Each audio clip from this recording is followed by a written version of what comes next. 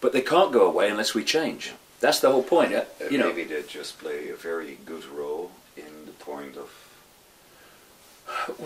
the whole. Yeah, it's like if someone says to you, so what's going on in the world then? And then you go, well, what level do you want? On one level, there's banking scams and political scams, but as you go through the frequencies, or as you go down the rabbit hole, whatever analogy you want to talk about, then the same thing starts to take on a different form.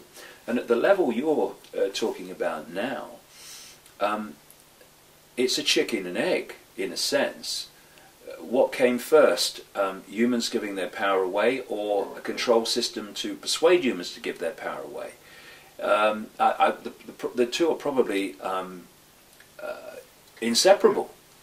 But the key thing is that humans collectively giving their power away, there's an obvious no-brainer outcome to that, that a few are going to have the power over the many, because the many are giving the power to the few. It's real simple.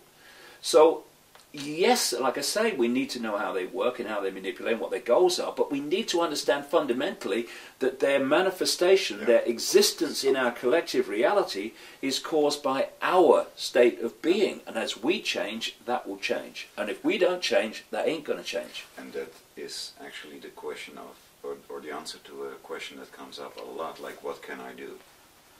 It's not fighting the establishment, it's not... Or what you fight, you become, and there's so many examples of that. Well, what can we do at the level you're talking about now? Change yourself, you change your life. If enough of us change, we change the world. Simple as that. So again, and that's great news, because the answers are not out there in some way that we cannot control or cannot influence. The answers are here. Why? Because the world's in here, individually and collectively. And so we have to change, and then the world that we manifest from that changed state of being will have to change, because we are the world and the world is us. This is the real level where things can fundamentally change very quickly. Because if we continue to overwhelmingly, even that which is exposing there's a conspiracy going on, if it stays at that level of banking scams and engineered wars and terrorist events, and it's their fault and it's their fault and we must fight them and we must fight this, and then same thing. It's got boom, ba-dum, ba-dum, ba-dum, ba-dum. And when you operate at that level, and it's good in one sense, we need to know these things that are going on, but when you operate at that sense, at that level, what do those people do? They go, I can't see a way out of this. I can't see an answer. What can we do? It's only when you get into the deeper levels of reality and how the world is a collective manifestation of the collective human state of awareness, of consciousness, that you realize that actually we've created it. So therefore, what great news. We can uncreate and create something else. Why? How? By changing ourselves individually and collectively. If you want a world of peace, be peaceful. If you want a world of kindness, be kind. And you know, what would happen if vast numbers of people decided to be kind? What would happen if vast numbers of people decided to be peaceful? What would happen if vast numbers of people decided that they were going to make their decisions minute by minute, day by day, on what they knew to be right and fair and just, rather than what they thought was right for them in the moment, which turns out longer term isn't right for them at all? What would happen? Then the world would manifest that. Like it would change. John Lennon said, what if there was a war and nobody went? There'd be no war, exactly, you know, and, you know, I'm fighting to stop wars. Well, take your bloody uniform off then and put that sodding gun down. Yeah, you've made a start.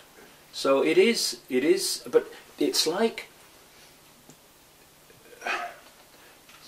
and I do understand it to an extent, people get comfort in a funny sort of way in convincing themselves that an outside force or an outside person is responsible for their lives. They're trying to. Yeah. But and it may be like a comfort in the short term. oh, I don't know, I'm just unlucky me. If it weren't for them, I wouldn't be in this state. Well, that might give you some kind of perverse comfort, but it ain't going to change your state, because unless you recognize that in some way you have drawn that in, then you can't draw that out. It can't happen. And people think taking responsibility for their actions is almost a sign of weakness, whereby I'm admitting to myself I've made mistakes. Well, I mean, what? And I'm wrong. Well, I mean, how do you know? How do you know what hot is? Because you know what cold is, and therefore you can make the comparison between them. So you've had this experience, you've made this decision. Now you can see that probably wasn't the best decision. Something's changed, and therefore you make a better decision the next time. That's not a mistake. It's an experience. It's an experience, and if we see it as experience rather than a mistake, then we stop putting ourselves down and seeing ourselves in negative terms because of the way we've lived our lives. I mean, who are the best people to help those that are addicted to drugs or alcohol or whatever? Those that have been there. Some guy with a book who's been through university. I've read about addictions in this book, and I'm going to stop you being addicted. And the guy goes, joking. Someone who's been addicted, who knows all the different steps, that knows the pitfalls, that knows the temptations, perfect person to help somebody. So if we see our lives like that, as an eternal series of experiences that lead us to new awareness, then they're not mistakes anymore. They become positive. They become another step to a greater understanding, a greater level of wisdom. You know, I look at my life, and the biggest mistakes have been the biggest gifts. No question at all. It seems a good conclusion. Okay. It was a big mistake to talk to you. Great experience. At least you're honest. No, buddy. Of course I'm only kidding. I'll see you tomorrow at 2:30. Yes. Yeah?